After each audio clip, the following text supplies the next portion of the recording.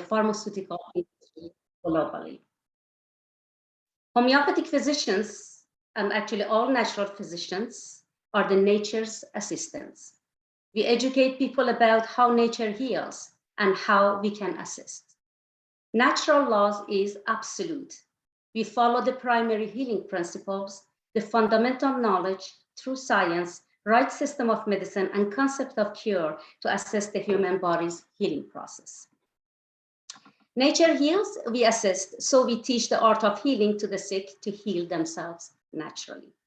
Even though my modality and view might completely be different than yours, but our Hippocratic and medical oath and goal to help healing people and saving lives always remain the same.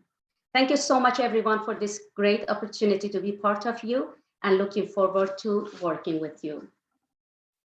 So I would start to introduce myself again. Dr. Zareen, the founder of Bioquantum Academy, Homeopathy Nutrition Clinic, and Integrative Medicine and Nutrition in Canada.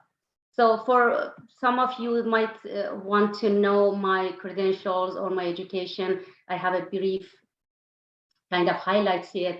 I have degree in nutritional sciences. I have diploma in classical homeopathic medicine and sciences in Canada.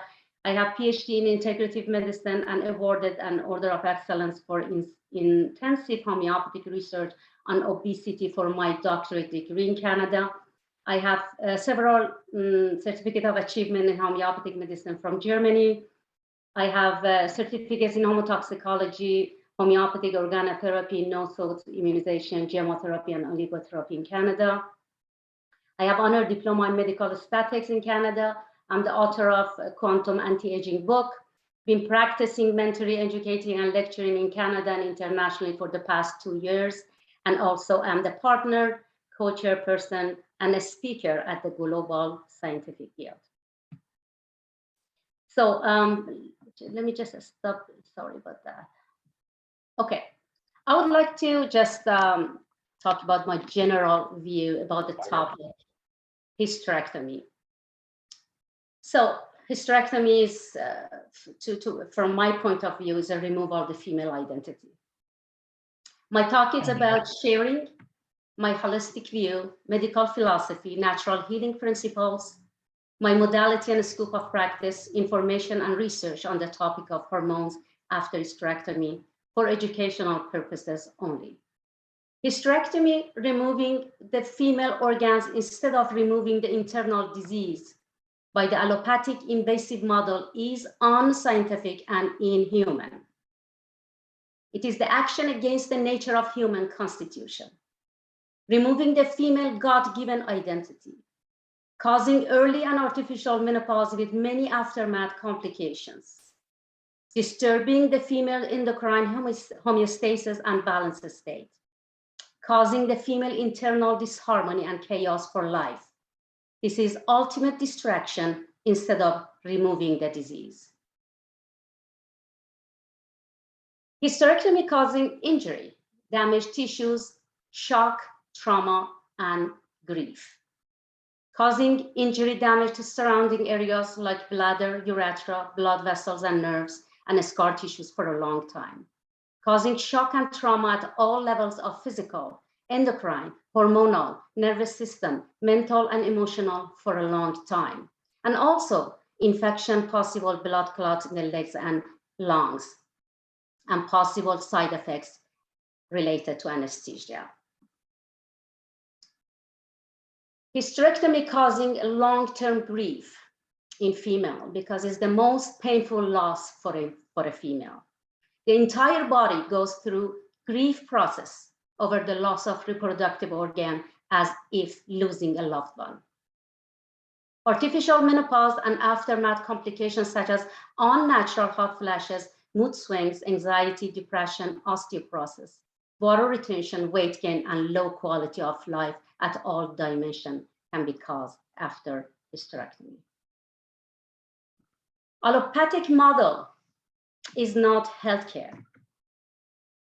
Unfortunately, the dominant allopathic model has no solutions to remove the disease in the human body, but has the power and authority to remove the human organs instead. This is flawed science, ignorance, and scientific measure. It's called healthcare. To me, is not. To me, is a butcher shop. No matter how advanced the medical technology is going fast forward, invasive procedure of removal of the human female organs is an ultimate distraction, unscientific and inhuman. Because we can confidently remove the disease on time by correct diagnosis and right system of medicine. So I would like to talk about estrogen progesterone ratio. These are the two main female hormones.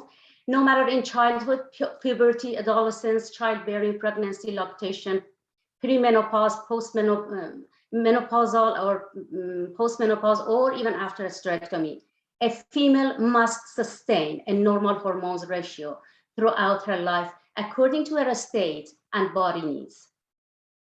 Female body should not go through progesterone domination or estrogen domination. In healthy women, progesterone estrogen ratio should be between 100 and 500. If it's higher than that, it may indicate progesterone domination. And if it's lower, then estrogen domination is more likely. Excess estrogen can increase the risk of breast cancer and reproductive system cancer, while progesterone does have an anti-cancer effect. It also provides benefits to all cells in the body, including the brain, heart, nerves, skin, and bones. In all above cases, such as childhood, puberty, before menopause, after menopause, progesterone and estrogen must be sustained in natural ratio, but different amounts for hormonal balance and harmony at all times. Estrogen is produced majorly by ovaries, female ovaries, also by adrenal glands and fat cells. Estrogen are a group of hormones that play an important role in the normal female reproductive system development and secondary female characteristics. The women's ovaries make most estrogen hormones, although the adrenal glands and fat cells also make a small amount of the hormones. The reason I brought it up because all my research and all my treatment based on this. Estrogen helps make women to have the curvier than men by making their pelvis and hips wider and also growth of breast. Estrogen is part of menstrual cycle, helps getting pregnant, and plays a role in developing bones and growing hair. It also helps regulate mood and impact brain development and structure for irregular and absent periods. So estrogen has impact on bone growth, hair growth, and brain growth. That's why at any stage of life, estrogen and progesterone has to be in a right ratio and right amount. How much the female body needs female hormones? Only the female nature, wisdom, endowed intelligence, and a state of health would decide. No doctors can decide that individual female, how much an individual female needs these hormones. We can never measure the right amount of progesterone and estrogen for an individual, no matter before hysterectomy or after hysterectomy or at any stage of life. This is the wisdom of the body to decide. Progesterone also produced majorly by ovaries, by placenta, corpus luteum, and adrenal glands. I mentioned both in estrogen progesterone that they are produced by ovaries and adrenal glands. Progesterone regulates the condition of the inner lining endometrium of the uterus, produced by the ovaries, placenta, corpus luteum, and adrenal glands. Plays a role in many body functions, such as prepare uterus for the implantation of a fertilized egg and maintain pregnancy. And also regulates body blood pressure, improve mood, and sleep. Progesterone is commonly produced by the ovaries, as I mentioned, and adrenal cortex. And I already mentioned that also corpus luteum, but after hysterectomy, there is no such a thing. All these pathways have been destroyed, and but progesterone somehow and some way has to be produced inside the body. So I would explain it later. The most noticeable manifestation of low progesterone levels is irregular period and short cycles when their pathway still exists. But sometimes symptoms like premenstrual spotting may appear. Other symptoms may include mood changes, sleep disturbances, anxiety, and depression. So as far as I explained that when these two hormones, female hormones, are disturbed, production of these two female hormones disturbed, can affect on so many different levels: physical, mental, emotional, and energy level. Progesterone affects the regulation of fluid levels in the body. It's important after hysterectomy. The absence or lack of progesterone can cause long-term water retention and irregular blood pressure. So these are some slides that I show normally. I teach them my course. Now tonight is just a sample course, so I'm not going to go through all the slides to talk about biochemical aspects of the estrogen and progesterone, but I would like to get into the female pathways. So the main female pathways is hypothalamus, pituitary, and ovary pathways. So we call it HPG pathway, which is main female hormonal pathway. As we know, all of us know, and we can see it on the slides, that ovaries cannot produce estrogen and progesterone at any time if hypothalamus is not going to send the releasing hormone to pituitary, anterior pituitary gland, and pituitary gland is not making luteinizing hormone LH or follicle stimulating hormone FSH. There is no such a thing that ovaries can make estrogen, progesterone. This pathway, it has to be intact and always has to be active in order to go through this normal process of hormonal production. So hypothalamus in the brain has two major hormones, one inhibiting and one releasing gonadotropic releasing hormones. These hormones are going to stimulate anterior pituitary gland, and anterior pituitary gland stimulating, as I said, FSH and LH, and FSH and LH is stimulating ovaries, and ovaries is going to produce these two main estrogen and progesterone. But what happened after hysterectomy? So this pathway is destroyed. There is no HPG pathway anymore. And then what's going to happen to the female body when there is no such a pathway left? So there is the complete pathway, as we see, the hypothalamus, anterior pituitary gland, ovaries, and uterus. So as the reason I show this slide, because there are total hysterectomy and there are partial hysterectomy.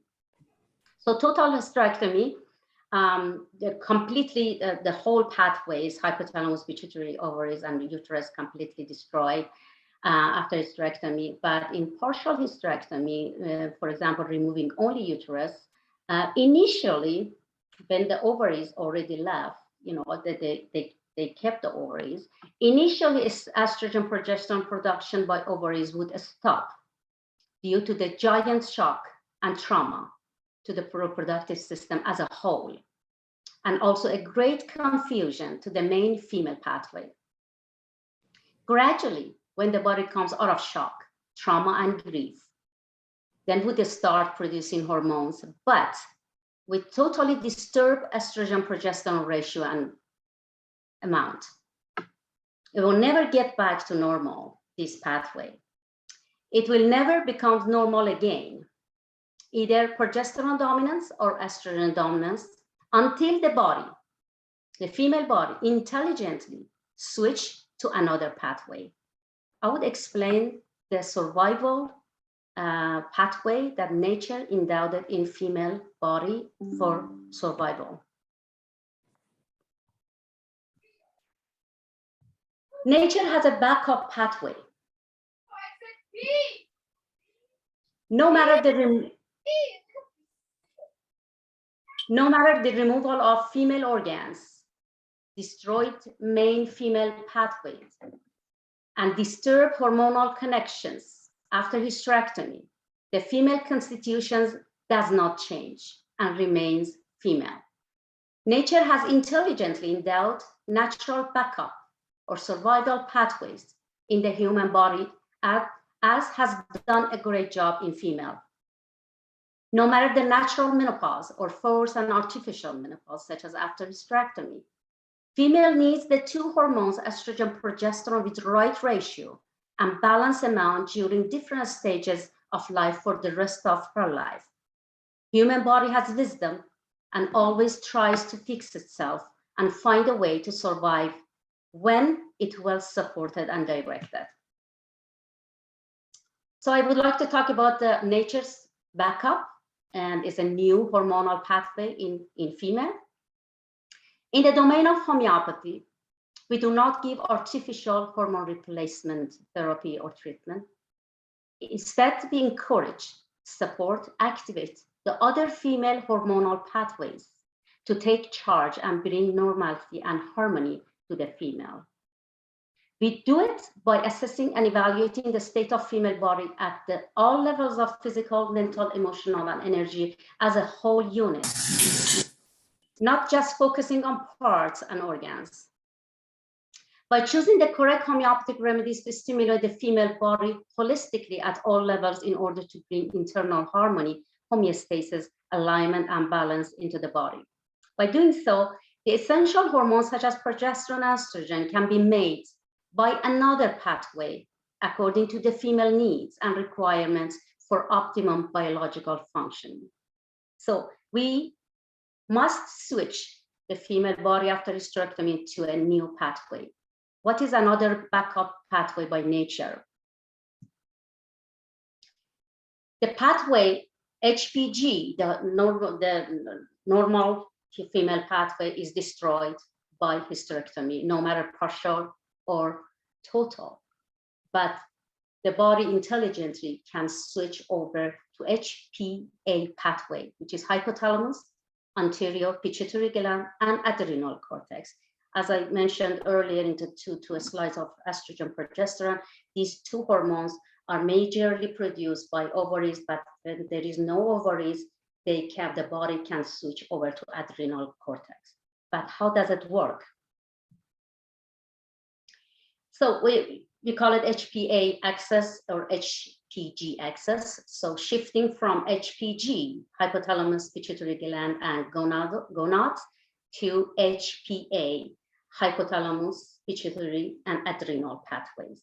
If you can see the slides on my right, it's just they're very similar to the female pathways and the way that can produce from female hormones. Natural hormones, estrogen, progesterone production by shifting from hypothalamus, pituitary, ovaries to hypothalamus, pituitary, adrenal cortex. How much hormone is needed after hysterectomy by this pathway? Ratio does not change. Ratio of estrogen progesterone does not change because female's constitution never changes. It always remains female. But the body decides the amount for the female state. The state of health according to the holistic mental, emotional, physical, and energy level, then the body itself decide. As long as we can shift the body towards HPA pathway, then the wisdom will decide how much it needs for the state. Due to no ovulation, no menstruation, no pregnancy, no developing female characteristic, adrenal cortex can intelligently take charge of adequate production of female hormones to bring normalcy to the body. So HPA pathway is hypothalamus pituitary adrenal axis. Adrenal is very crucial. Health of adrenal is very crucial and important in this after hysterectomy in female, and especially for people who are like me as a homeopath treating the female after hysterectomy to bring normalcy from HPG to HPA. So the adrenal glands health is very, very crucial. Your adrenal glands are controlled by your pituitary gland, another part of your endocrine system. Pituitary gland, hypothalamus, adrenal glands, they have to be in optimum health in order to make the shift correctly and safely. The pituitary gland is the main controller of your endocrine system. Abnormal signals can disrupt the amount of hormones that your pituitary gland tells your adrenal glands to produce. A major component of homeostatic response is the hypothalamic pituitary adrenal axis, an intricate yet robust neuroendocrine mechanism that mediates the effects of a stressor by regulating numerous physiological processes such as metabolism, immune responses, and the autonomic nervous system. This pathway must function optimally to allow the female body comes back to harmony. Health of hypothalamus pituitary adrenal is crucial to sustain female health after hysterectomy. Adrenal glands produce hormones in response to signals from pituitary gland in the brain, which reacts to signaling from the hypothalamus, as I explained earlier. This referred to as the hypothalamic pituitary adrenal axis. For the adrenal, so as we know, hypothalamus, the same pathway, hypothalamus, pituitary gland, adrenal, the hormones such as CRH, the releasing hormone, and ACTH. These are the balance ratio and amount of CRH and ACTH needed for harmony, not to dominate the hormonal pathway HPA.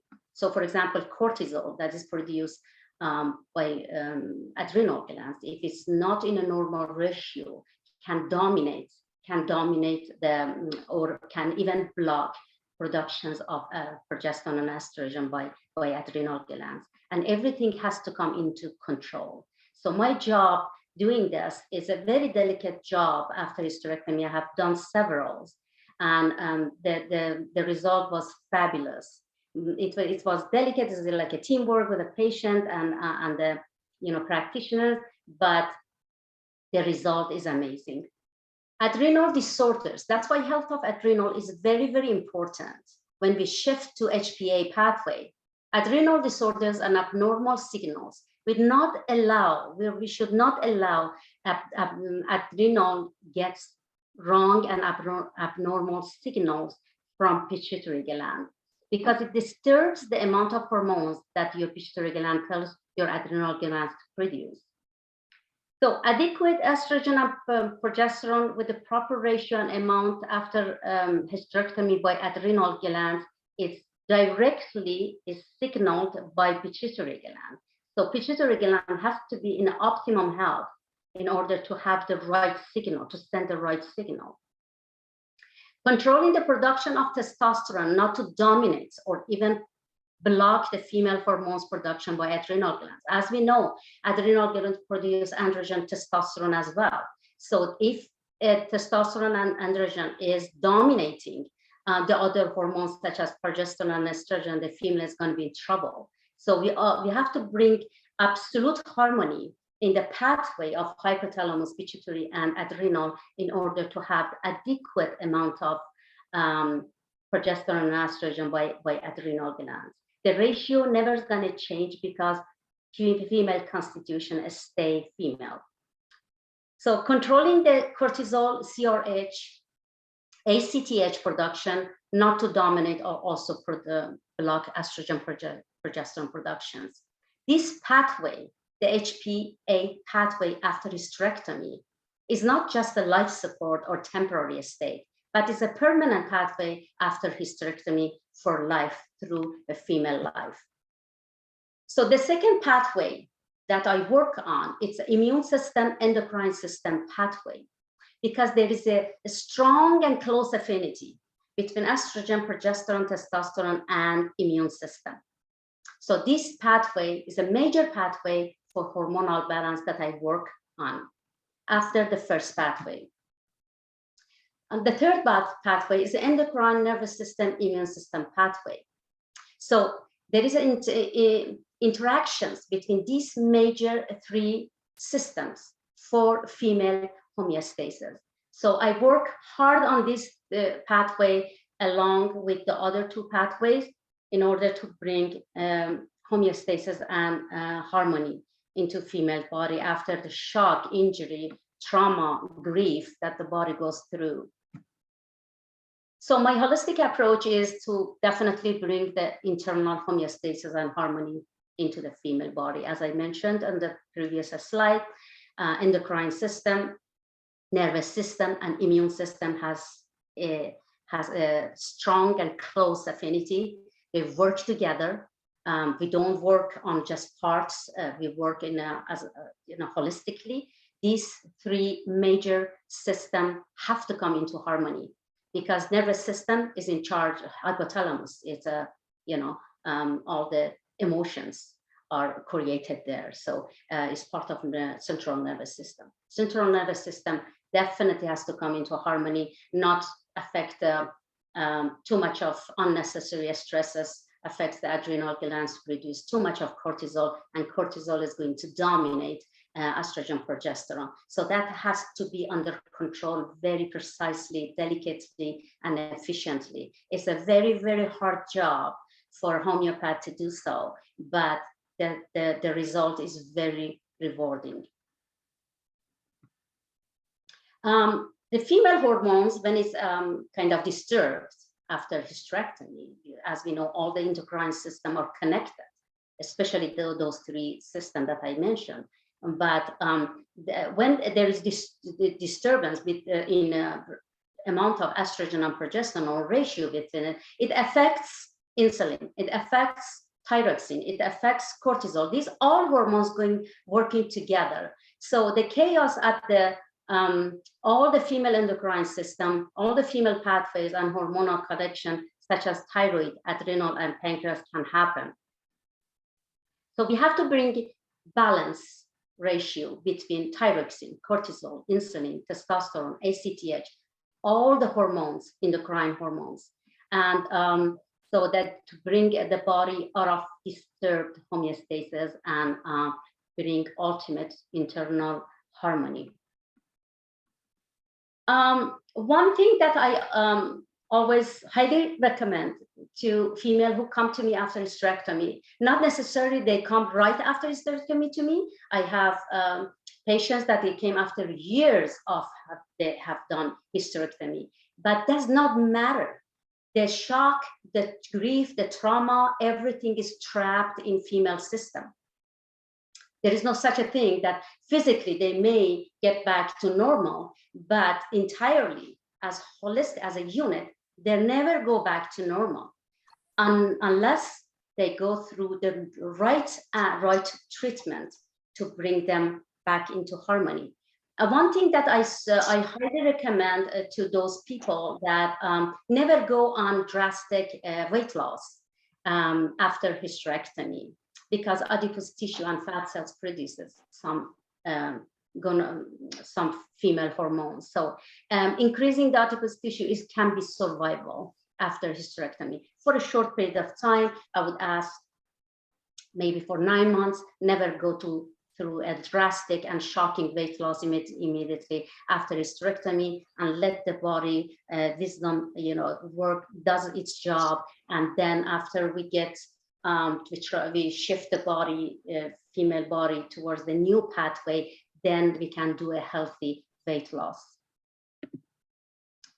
My integrated approach for aftermath of hysterectomy is definitely we cannot bring the female organs back, but we can bring normalcy, homeostasis, harmony, and balance back, because we cannot artificially create hypothalamus, pituitary, ovary, uterus hormonal pathways, because it no longer exists. We should not artificially supplement the body by synthetic hormone replacement therapy due to high-risk production of cancerous cells. Progesterone must remain in right and balanced natural ratio and measure with estrogen at all times if it's given as supplementations. In the domain of homeopathic medicine, the prominent female remedies and constitutional remedies would remain the same for the female, no matter having reproductive system or without it. Female constitution is programmed and protected by nature and never be changed by hysterectomy. So now I'm getting into my treatment. So I work with a big range of homeopathic medicine coming from Germany and Belgium. I have been doing it for over 20 years. And if some of you know me, that I have a very successful practice. And hysterectomy, even before hysterectomy, during and after hysterectomy, I had several patients that I treated with homeopathic medicine. The very first thing I do, like for example, I had a patient came and said she did hysterectomy like about a decade ago, like 10 years ago. And when I took her case, she tried to just skip it. I said, why'd you try to skip it? She said, that was just about 10 years ago. I said, I need everything from even your childhood. Don't try to just skip it or hide it or not to mention it. These are very important. And I explained that to her. I said, the injury, damaged tissues, it might heal, but not profoundly, not because your body is always going to stay in shock and grief and trauma. So the very first thing I do is to do the same thing, no matter it's 10 years ago, 15 years ago, or 5 days ago. I do the tissue healing. So with I can do it with single remedies such as arnica, hemamelis, belladonna, calendula, rostox, ruta, symphytum, or I have different kind of plexes or complexes in a homeopathic form. I give them a lot of different tissue salts. I give them a lot of according to the case, give them gemotherapy and oligotherapy. I work with 2 major families. One is homeopathic medicine, one is gemotherapy, organotherapy, and oligotherapy. I have to get the shock and trauma and grief out of the system. Otherwise, that female inside that body is going to grieve for the rest of her lives. This is the emotional healing that I have to do it. I have to do to kind of neutralize the charge of the grief. So no matter how much you talk to the person, no matter how healed the tissue got, no matter that grief is like losing a loved one. You get used to it, but the grief is trapped. You have to get it out of the system. So a lot of wonderful remedies in homeopathy, such as Ignatia amara, Natrum muriaticum, Aurum metallicum, Phosphoricum acidicum, Aconitum, and a lot of different complexes. So today, as I said, is a sample course, but in the course, I would walk you through all the remedies, all the treatments, one at a time, one by one, in order to completely, profoundly understand how my treatment protocol works. So again, for every single protocol, I go with a single homeopathic remedy, complexes, gemotherapy, oligotherapy, and organotherapy. After treating the injury and shock and trauma and grief, then I do the constitutional remedy, because in the beginning, it's very hard to find a constitutional remedy of the female as a totality. So after hysterectomy, totality of female symptoms after hysterectomy, it might be changed, might be the same. The remedies, but the constitution is remaining the same. She's a female. So a lot of great remedies such as CPL, lachesis, timistifuga, pulsatilla, laconium, cyclamen, platinum. There are a lot of good female remedies for after hysterectomy, that it works amazingly as a constitutional remedy. And that's going to be my third protocol to give to that person. Bring the female constitution, including energy body, physical body, mental and emotional into alignment. Constitutional remedy does an amazing job to bring all the levels of energy, physical, mental, and emotional into harmony and alignment, and also maintains homeostasis and internal balancing. So I work a lot with homotoxicology. As I said, the complexes are homotoxicology and organotherapy, chemotherapy, oligotherapy. For female support, the female after hysterectomy needs between 9 months to 12 months of support. Also, I do a lot of cellular detoxification and drainage. I work with one of the best, homotoxicology, and I think you guys might be familiar with it, is UNDA. They're coming from Belgium. They have wonderful complexes, and for the detoxification. After the constitutional, remedies, I switched to detoxification and drainage.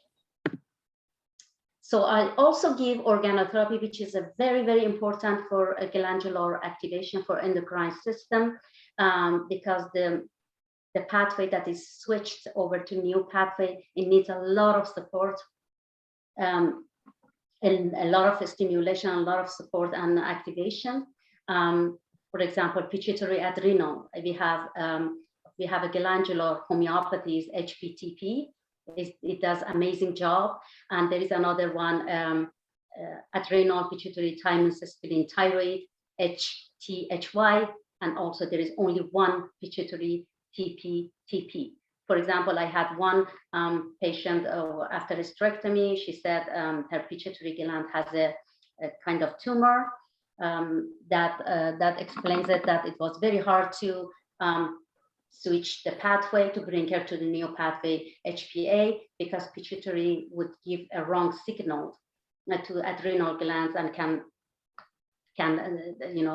cause a domination of the other hormones. That's why I had to work on the pituitary gland with TP. And also we have adrenal glandular formulation in a homeopathic form to lowering the cholesterol and also a CTH control. Some of you might be familiar with chemotherapy for cellular drainage, for hormonal support. We have big range of remedies for after hysterectomy, such as rubicitis, such as vaccinomycetitis, Sorbus domestica. It's an amazing chemotherapy for after hysterectomy. I give Tilia tomentosa, Ficus perica for nervous system kind of support. And after hysterectomy, I had a patient that she was suffering from anemia, very, very like a severe anemia. Vitis vinifera and Tamarex gallica there were two main chemotherapy that I added to her treatment, and the anemia after 3 months completely removed. I do give oligotherapy for the enzymatic pathways activation, for electromagnetic, cellular electromagnetic, and also for healthy metabolism. A lot of good endocrine oligotherapy out there. So, in the course, I walk you through everything that is necessary, but not necessarily everything is for one female. According to the case, the female may need just magnesium copper or zinc copper, or just need gold copper silver. It depends, but definitely oligotherapy is highly needed for enzymatic activation and metabolism. I do a lot of homeopathic tissue salts for a structure, for enzymatic action, for pathway mineralizations. We have a wonderful 12 tissue salts that I give. Again, according to the case, I choose normally 4 tissue salts to give to the patient. In hysterectomy that I had several people, a lot of them, I give them Calcaria florica for a structure, and a lot of such as Natrum muriaticum for water retention after hysterectomy. It depends, but there are 12 tissue salts that they are working wonder. Also, from the beginning to the end of my treatment, I always talk about nutrition. I give every patient, no matter just hysterectomy, I give them the genetic diet according to their blood type. I design it for them, and just switch them over to holistic nutrition and natural food. I give them right and the amount I never decide always, when the hypothalamus pituitary gland is the right state of function, they never, the appetite is completely normal. So, but if there is any problem with appetite, either increased appetite or lower appetite, then I have to work on the pituitary and hypothalamus in order to bring it into balance. But I highly recommend them the food for connective tissue strength, such as collagen elastin, high mineral food, high protein for healing and repair. And also the very first thing I ask them to stay away is the inflammatory foods, such as nightshades, or like eggplants, cucumber, tomatoes, cherries, a lot of different ones, because they are histamine releasing food. And during the treatments, we have to minimize the histamine releasing food to control the inflammatory process, because as I mentioned in one of my slides, the immune system and female hormonal system has a strong affinity, and we don't want any inflammation happens during the treatment. So I would teach them to have right food for balancing homeostasis, such as 80% alkaline food, 20% acidic to maintain the natural pH balance. And also, according to the case, if they need some nutritional supplements, I'm not a big fan of supplements, but if they are necessary, I definitely give them nutritional supplements for 6 weeks to maximum 3 months. But after that, the food is the best thing for human body. So as Dr. Clearfield mentioned at the beginning, we are having a postgraduate certification courses.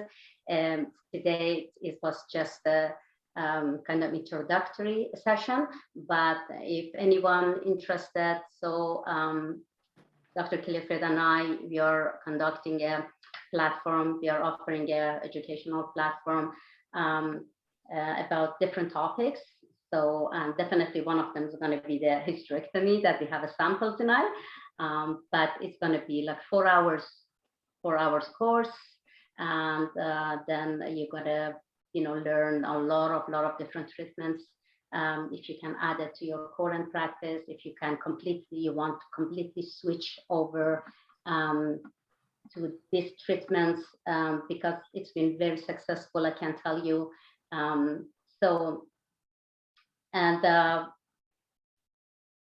Sorry.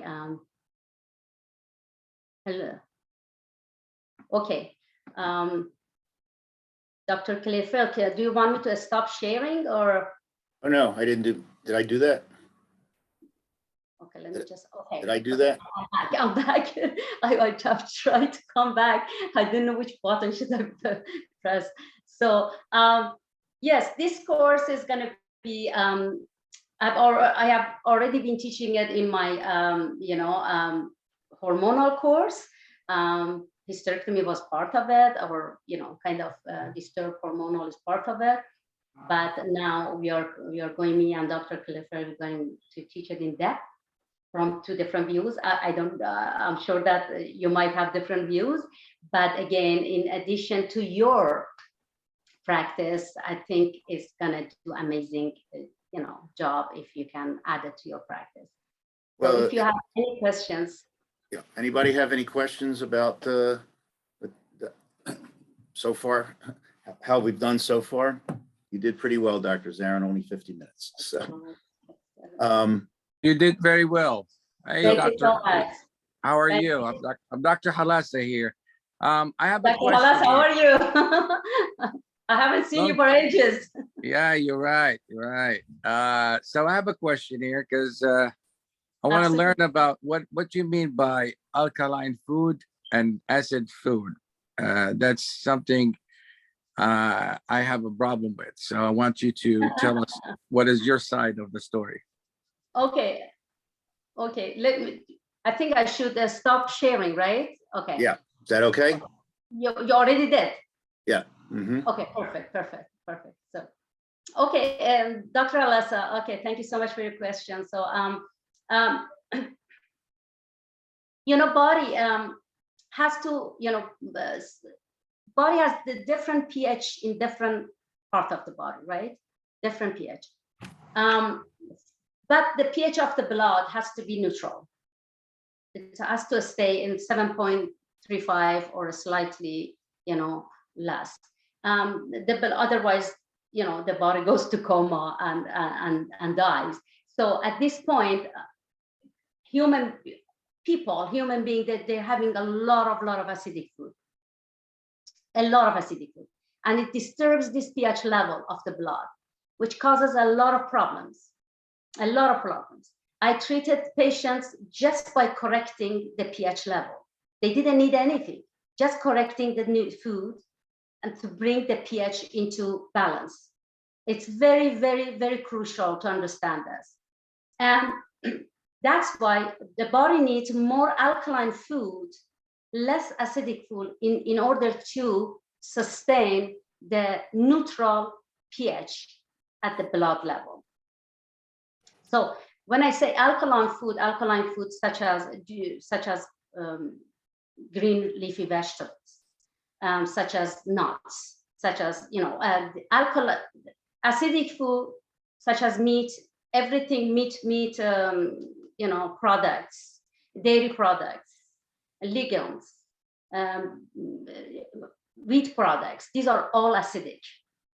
But mineral based food such as green leafy vegetables are more alkaline. So 80% of your food, for example, a lunch, should be alkaline, 20% should be acidic. So it just explains it. You cannot have big portion of meat and just you can, but I mean it's just harming you. So that's why I say 20% acidic, 80% after metabolism and assimilation, it becomes neutral, comes to the pH level, comes to neutral. So I don't know if I explained it. I just want to clarify that because this is very important topic, and I understand your point, but the reality is that when we eat anything, some doctors think alkaline and acidic food is dipping the pH meter into the food. And if it is alkaline, that is alkaline food. If it's acidic, it is acidic food based on the pH of the food itself. So you're not saying that we are classifying the alkaline acid food based on dipping in the pH meter into the food, and if it's alkaline or acid, we define it that way, right? You're saying that you're eating the green vegetables because it contains polyphenols. Polyphenols activates the mitochondria, and when you activate the mitochondria and continue with the electron transport chain, you prevent pyruvic acid accumulations. So alkaline food is actually food that nourish the mitochondria. So we call it mitochondrial nutrition. Anything that activates the mitochondria will drop the acidity or decrease the production of pyruvic acid. If that's the case, yes, I agree with you. Yeah. But if you said to me lemonade is acid, and if you drink it, it will turn your blood pH acidic, that's where I have a problem. And because that's when there is misconception with some doctors in understanding the pH of the food based on pH, they're measuring the pH of the food. So it's like lemonade, it's acidic, and if you drink it, it will turn your blood acidic, and that's not good. So that's not right. And that's what the thing I want to make sure that the audience here understand, that whatever we eat, it will not change your pH because your body will excrete it through the urine. The pH will be stable. If any increase or decrease in pH, it's a disaster. I mean, in other words, you end up with coma and Alzheimer's. So the pH in blood will not change. What will change is eating mitochondrial nutrition. Activating the mitochondria will decrease the pyruvic acid and decrease the lactic acid accumulations, things like that. Yes, you're right. Is that the same lineup? Is the same understanding here? Yes, I said after assimilation. So Dr. Al-Assad, what I say alkaline food is, I don't mean the food is alkaline.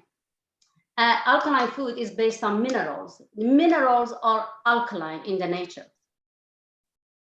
Proteins in any form, protein in any form is acidic. So, but I didn't say that, I mean, turns to acidic. So I don't mean the food is acidic. It turns to acidic, as you said, after assimilation. I said that 2 times in my talk, as assimilation. So that's exactly, I think we are on the same page. So. Yeah, we're on the same page. Just make sure there is a lot of doctor's perception there. There's, if you go in the internet and you write down acidic food and you write down conspiracy, there is misunderstanding. They think that the alkaline food is like lemonade is acidic, that's alkaline. Milk is acidic, is acidic, is alkaline, in fact, milk. So that's how they think. They think milk is alkaline, lemonade is acidic, based on the pH of the whatever you are eating or drinking, changing the pH of the blood. But now I think we are clear that it's after the assimilation, after the metabolism, and that's true. Exactly. Because the protein will generate uric acid, and you're right. But how you able to turn alkaline food is actually anything that activates the mitochondria and move the whole food into electron transport chain, preventing the accumulation of pyruvic acid and lactic acid. So that's my thing, and I think we agree in here. I just want to clarify that because there is a lot of misunderstanding in this topic. Exactly, Dr. Alessa, like a lot of misunderstanding about alkaline thing. For example, they recommend. What? Sabrina told me not to cook tonight. Like some recommend having alkaline water. It's so dangerous. Anything that comes alkaline, a form of alkaline in the body, is very dangerous because, for example, alkaline water, it's sometimes the pH is above 9 or 10, and comes to a stomach. That stomach is the most acidic part of the body. It sometimes is 1.5. Imagine alkaline number 9, 10 comes to the acidic part of the body. It can completely destroy the digestive system. So anything that in a form of alkaline coming into body is dangerous. What I'm trying to say is just have to turn to alkaline and acidic. So absolutely. So I think we both are on the same page. So. Thank you very much. You made my point here. Yes, we agree. Thank you. Thank you. Let's Dr. Clearfield start. God bless Dr. Clearfield to get a chance. Okay, there was a question. Do you have any resources to learn more about alkaline foods? Resources. I am the resource by myself. Okay, so we're going to bring. Okay, so but they can easily find it and everywhere. So, but. Okay. All right. Well, we'll bring it up as one of our topics. Okay. That's why I like these questions. Okay. That'll be one of our topics. I have a course actually on pH. Dr. Clearfield, I think you. All right. Well, you and I will work that out. Okay. Yeah. I think you were on the Global Guild that I had that talk for 1 hour. So Dr. Mulho, we will present it as at least one whole class. Yes. Okay? Yes. Yeah, and that's very necessary. Yeah. Okay. And then Dr. Smith just had thanking Dr. Halassa for clarification about what was meant by alkaline and acidic foods. So those are the comments in the chat.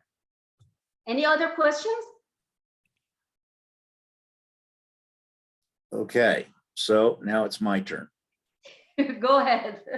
So it's now my turn. So I'm going to give you a little bit different perspective. So most of you know that I'm sort of the hormone guy. I'm the hormone king of Reno. I'm called, or the hormone scourge of Reno. So we're going to talk a little bit more of the a little bit more of a traditional medical model, but we're gonna pretty much turn everything on its head. We're gonna sort of bust myths. That's what one of the things that we want to do. I like Dr. Zarin's approach because it's completely different from what I do, and it gives us an extra leg up especially one of the comments that I get frequently is there anything I can do outside of medical medicine? And so that's part of what we're going to learn here. So I'm going to do the first part of this talk. I gave this talk about a month ago in Florida to the Age Management Medical Group, and it came out of a bunch of questions from my patients. That there seemed to be a raft of them showed up that said that my doctor said, fill in the blank, you don't need progesterone after a hysterectomy, and they said don't use it. And those of you who know a little bit about my background, I was an OBGYN for a short while, and back in the late 70s and early 80s. And back then, we would do what gynecologists would do. We would do hysterectomies, and then we would give our patients Premarin, which was synthetic estrogen. And we would tell them they didn't need progesterone the second half of the cycle because they didn't have a uterus anymore. And I remember when I was a resident commenting to one of the senior residents, because we would have, post-op clinics on Tuesdays and Thursdays. During one of them that says, well, half of these patients are going to come back within, and it wasn't really a half, but a good number of them will come back within a year with breast cancer. And the answer I got was, well, that's just the way things are. Nobody put two and two together. So we're going to bust some of those myths also. So let me see how I advance this. And so again, remember, this was a CME credit. Natural versus synthetic progesterone, the case for not using progesterone, the case for using progesterone, and the effects of progesterone on chronic diseases. We'll save testosterone for another time.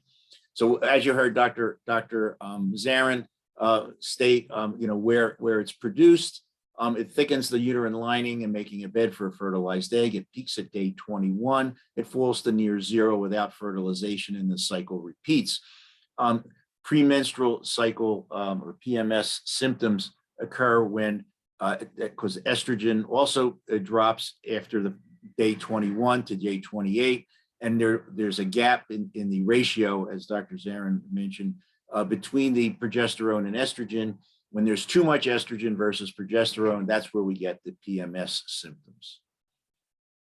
Here's a schematic of the cycle, and here you can see it's pretty much flatline. It starts to raise after the corpus luteum, or the ovum is expelled from the corpus luteum. It raises, it peaks at day 21. This is estradiol, and also has a secondary peak right about here. And so this is when we measure our lab values when patient is cycling, this is where we want to get it, usually days 19 through 21. And again, here is our schematic of where our PMS symptoms are the worst. If the symptoms occur after the menstrual cycle starts, it's an estrogen issue. If it starts before the menstrual cycle ends, it's usually a defect in progesterone. So there's just a little tip there on how to tell one from the other. It's the dominant cycle of the second half of the cycle. I like using analogies. It's the political operative cleaning up the candidate's messes. The candidate in this case is estrogen. You know, when a political candidate says something outrageous or silly or offensive, their handlers come running out, to give the to say, no, they didn't say that, they didn't mean that. Let's see, somebody needs to be muted. Marla, okay, got it. The candidates needs to be, we have to make a correction. Progesterone is estrogen's correction. Estrogen wreaks havoc on the body when it is dominant. It causes headaches. It causes cysts, and it causes cysts in the organs that are affected by the uterus, or by the progesterone estrogen ratio, which is mainly the breast, the uterus, and the ovaries. But also, don't forget, gallstones are intimately related to estrogen excess. And frequently, patients will come in and they'll tell me they had their gallbladder out 10 years ago, and now they're having symptoms of, they have ovarian cysts, they have breast tenderness, they have breast cysts, they have breast cancers.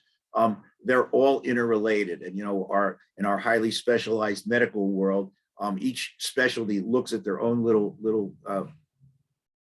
sort of fiefdom of their own little turf, and they don't look at the big picture. And then when somebody like me comes in, that's our job, is to look at the big picture. Okay, estrogen is the cleanup crew. I liken it, if you're old enough to remember the Honeymooners. Remember Ralph Cramden? He was a bus driver. He was, this Jackie Gleason. He was a big fat. He was very boisterous. He was always looking for a get-rich trick scheme. It always ended up biting him, in the back. And Alice, his long-suffering wife, was the cleanup crew. So Ralph is estrogen, and Alice's wife is progesterone.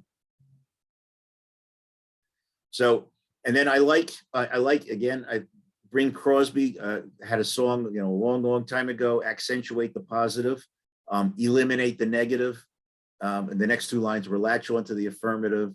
And the last line in the first stanza was don't mess around with Mr. In-Between. So for progesterone, the positive is it balances estrogen and improves sleep. It has a naturally calming effect. It lowers blood pressure. It helps the body eliminate fat. It lowers cholesterol. It improves scalp hair. It balances fluids. It increases metabolic rate. It's a natural diuretic, a natural antidepressant, and is an anti-inflammatory. This is, again, Dr. Zarin showed you a similar chart. This is natural progesterone. These are the synthetics. This is a hormone. This is a drug. And the literature is rife with confusion because they call everything just a progestin or a progestogen. And progesterone is not a progestin. They're completely different, and they act completely differently. Here's the difference between natural and synthetic progestins. Natural progesterone maintains pregnancies, improves sleep, mood. It acts as a diuretic. It does not affect blood sugar. It improves the blood lipid profile. It maintains estrogen dilated blood vessel widening. It does not promote coronary artery disease. It prevents breast stimulation and breast cancer. The synthetics do the opposite. It causes birth defects, causes depression, causes fluid retention. It increases insulin resistance, worsens lipid profiles. It constricts blood vessels. It induces coronary disease, and it increases breast stimulation and causes breast cancer. These are your birth control pills and your synthetic progesterones.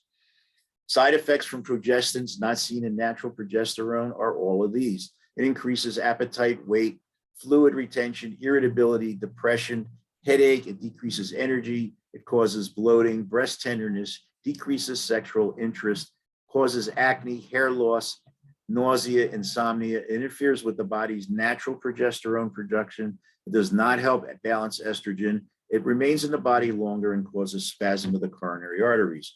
Study done, 722 patients, 33-year follow-up, found that low progesterone had an increased rate of cancer.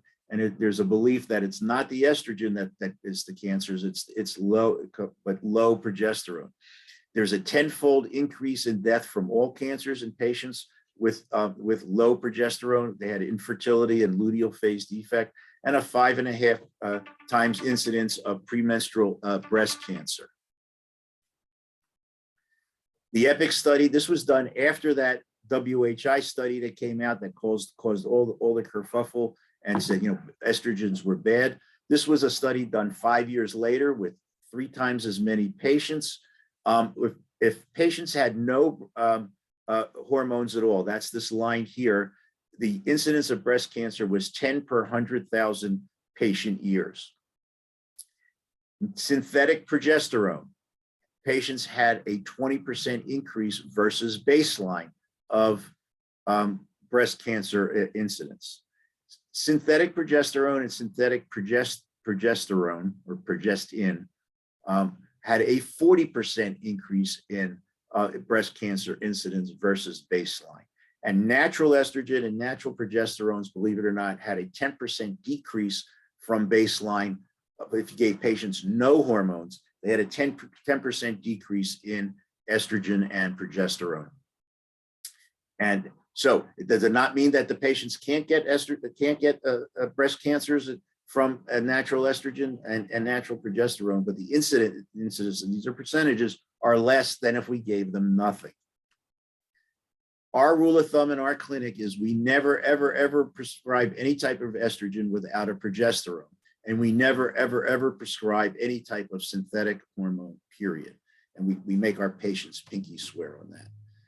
Symptoms just of progesterone deficiency, just so you're up to speed on that, PMS, depression, anxiety, irritability, nervousness, breast tenderness, bloating, water retention, bone loss and osteoporosis, uterine fibroids, excessive menstrual bleeding, decreased good cholesterol, and insomnia. And these last 5 here are actually, if you look at symptoms of excess high estrogen, you'll see the same list. And so our goal here is to get a proper progesterone estrogen ratio. Causes are menopause, stress, high sugar diets, high fat diets, hypothyroidism, deficiencies in minerals, vitamins A, B, B6, and C, zinc, excess prolactin production, excess arginine intake, and certain antidepressants. There's your references for that. In the perimenopausal patient, progesterone is the first hormone to devolve. This is from the I Ching. It perfectly describes progesterone deficiency. Onset of stage 5, her peak condition declines gradually. The Yang Ming channel is depleted, her face withers, and her hair begins to fall out at the age of 35. And that's from the I Ching. Symptoms, again, are agitation, irritability, headaches, short-tempered, insomnia, bone pain, poor libido, emotional lability, weight gain, nervousness, and a decrease in HDL, good cholesterol. The conventional wisdom, and this I got from from the University of Miami and Johns Hopkins University, from the Endocrine Society. This is the conventional wisdom. This is the quote unquote medical doctors approved approach to the midlife crisis, the symptoms of anxiety and depression. SSRIs, that would be in the Prozac, Zoloft class, plus 1 SNRI, which is a difficult medication to get a patient off of, venlafaxine or Effexor. I tell my students if they prescribe venlafaxine or Effexor, they fail. We do not like them at all. And CBT, which is cognitive behavioral therapy. If that doesn't work, we're supposed to refer to a psychiatrist. If that doesn't work, we then maybe look for some comorbidities. If that doesn't work, we add tricyclic antidepressants plus atypical antidepressants. And if that doesn't work, then what we do is we add atypical antipsychotics, including pregabalin and gabapentin. And by the way, when you get down to, I'm going to get rid of that. When we get down to these levels here, we don't take these away. This is the prescribed, medical doctor way to go. We vehemently disagree. Physiological changes are volatile early in the perimenopausal period. Estrogen levels can actually increase by 26% and they rise erratically. Some patients say they feel like they're pregnant and they actually feel pretty good. But the ovulation and progesterone levels become insufficient and absent. And remember, our patients were not created with a fluoxetine or Prozac deficiency. Natural progesterone is physiologically based therapy. It improves sleep. It treats the vasomotor symptoms. It does not increase breast proliferation, it increases bone formation, and has beneficial cardiovascular effects. And there's the reference there. In the postmenopausal period, progesterone prevents the proliferation effects of estrogen on endometrial cells that lead to cancer, and it also increases bone density. The conventional wisdom is that post-hysterectomy patients without a uterus have no need for progesterone. And our goal here, so I like this one over here.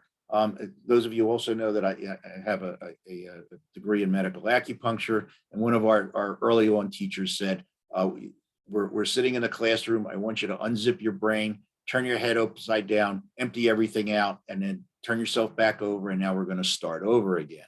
Or over here, Andrew Lloyd Webber, we're going to open up our mind. So post-hysterectomy, the conventional wisdom is you do not need progesterone. This is a medication called Bijuva. It is a bioidentical estrogen progesterone pill that is FDA approved, and it is natural. It is not synthetic. On their package insert, it states that if you do not have a uterus, do not use this medication. You do not need the progesterone. I talked to the company about this, and I believe that the FDA made them put that on there. The Cleveland Clinic, if you no longer have a uterus, you typically do not need to take progesterone. The Mayo Clinic, if you've had your uterus removed, you may not need a Progestin, and there you go. It's not progesterone, a Progestin. I got this from, I looked for a quote from someone, and I found this. So this is an app called Health Tap. You can sign up on here and answer questions from patients, and sometimes you can get some consults on there. This was a 43-year-old patient. What are the pros and cons of taking progesterone after a total hysterectomy? And Dr. David S., an endocrinologist for 41 years, answered, there are no pros. There is no advantage to taking progesterone after a total hysterectomy. Progesterone secretion induces the onset of a period, which is of no significance after a hysterectomy. Pretty cut and dried. It was a Judge Judy deal. It was a yes or a no. Well, we vehemently disagree, and we will present. I'll present the rebuttal right now. Natural and synthetic forms of progesterone have signal steroid receptors outside of the reproductive tract. There are androgen, glucocorticoid, mineralocorticoid receptors located in other mucosal sites, including the kidneys, the cardiovascular system, respiratory, GI tract, bone, and central nervous system. In the kidney, progesterone will increase diuresis. It activates the renin-angiotensin system, and it blocks aldosterone. It triggers catabolic metabolism. It relaxes smooth muscle. It increases calcium phosphorus excretion. It raises basal body temperature. It is sedative and analgesic. It improves visual memory. It improves proliferation and differentiation of osteoblasts, and it is immunosuppressive. In multiple sclerosis, the administration of estradiol and progesterone protects the brain from demyelination and starts to stimulate remyelination. In the thyroid gland, progesterone increases thyroid levels. Estrogen, on the other hand, increases thyroid binding globulin, which lowers thyroid production. It is immunomodulatory. It decreases NF-kappa beta. And in the bone, it stimulates osteoblast activity, increasing bone density and help preventing osteoporosis. And there are your references right there. Estradiol is carcinogenic in breast cell cultures. Normal breast cells proliferate after estradiol treatment. Breast tissue becomes quiescent when progesterone is added. Estradiol upregulates the cancer-promoting gene BLC-2, and progesterone downregulates it. Progesterone is a neurosteroid. It is manufactured independently in the brain from the periphery, and it is manufactured by astrocytes and oligodendrocytes. The hormones in the brain follow the same steroidogenic pathway as in the periphery, but they are generated independently. They regulate the excitatory inhibitory balance of the neurotransmitters glutamate and GABA. It acts as a microhormone or a fine tuner of the peripheral macrohormones.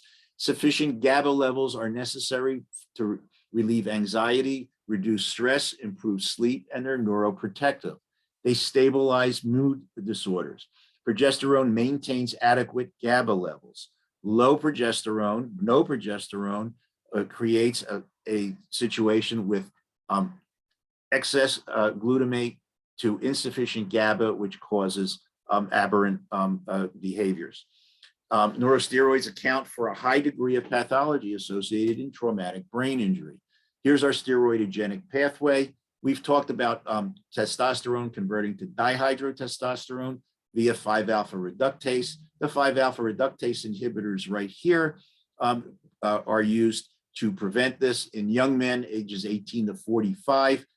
This is used in a low dose called Propecia to block this conversion, which when DHT accumulates in the scalp causes hair loss. It also can cause prostate enlargement. Unfortunately, what was missed or ignored or was known about and tried to be hidden, there's some lawsuits going on at the moment, is that there's another pathway from pregnenolone to progesterone to dihydroprogesterone, similar to testosterone to dihydrotestosterone, to allopregnenolone. Allopregnenolone is the hormone which stimulates GABA production, your calming neurotransmitter. Your benzodiazepines stimulate allopregnenolone to produce GABA. So you take Valium, Xanax, and the lorazepams, all of those, clonazepams, they act by stimulating allopregnenolone to make GABA, your calming neurotransmitter. Progesterone does the same thing. When we use 5-alpha reductase inhibitors, about 1% of the time, the patients can end up with severe mental problems, anxieties, depressions, and sometimes they're even permanent. And what was overlooked is that the conversion of progesterone to dihydroprogesterone to allopregnenolone, which stimulates your GABA production, the rate enzyme here is 5-alpha reductase, the same as here. And so we have a whole lecture on post-finasteride syndrome, and perhaps we will, in this seminar, show you that one. This is just a schematic of the same thing. So pregnenolone converts to progesterone, to 5-alpha dihydroprogesterone, to allopregnenolone. This is where your GABA is stimulated. And if we use a 5-alpha reductase inhibitor, we lose our GABA. Decreased progesterone causes decreased allopregnenolone, which causes a decrease in GABA, your calming neurotransmitter. Here are the symptoms of decreased progesterone. Here are the symptoms of decreased GABA. And as you can see, they are the same. This is just a schematic of the same thing. And here are your references for that. Progesterone administered post-TBI inhibits the inflammatory agents that accompany traumatic brain injuries. Progesterone after a traumatic brain injury reduces cerebral edema, necrosis, apoptosis, blood-brain barrier compromise, and inflammatory mediators. It reduces neuronal loss in the central nervous system, and it reduces age-related myelin loss. It attenuates the cytokines interleukin-1b, TNF-alpha, and the cerebral cytokines, which cause cerebral edema and permanent neuronal loss. There is a 50% decrease in mortality when progesterone is administered post-TBI within 48 hours. There was a phase 3 trial, which for whatever reason, the researchers monkeyed with the doses and they used inadequate doses, which of course showed that it was an inadequate trial. The proper dose is 8 milligrams per kilogram for 24 hours intravenously post-TBI. Here are your references for that. Okay, in memory, cognition, and progesterone sufficiency in the post-menopausal years, naturally cycling reproductive years, there's no consistent relationship between progesterone and cognition, and no association between serum and saliva progesterone concentrations in cognitive performance. But in the post-menopausal years, within the first 6 years of postmenopause, progesterone levels are positively associated with improved memory and global cognition. So we need to start it early. And Alzheimer's disease is closely related to abnormal glucose metabolism. Progesterone increases the expression of the GLUT3 and GLUT4 in the cortex of the APP PS1 mice, and accompanied by an improvement in learning and memory. Progesterone also increases the expression of CREB and PPAR gamma pathway. Remember, the PPAR gamma pathway are the TCDs that are used for diabetes. And progesterone significantly improves glucose metabolism of the neurons.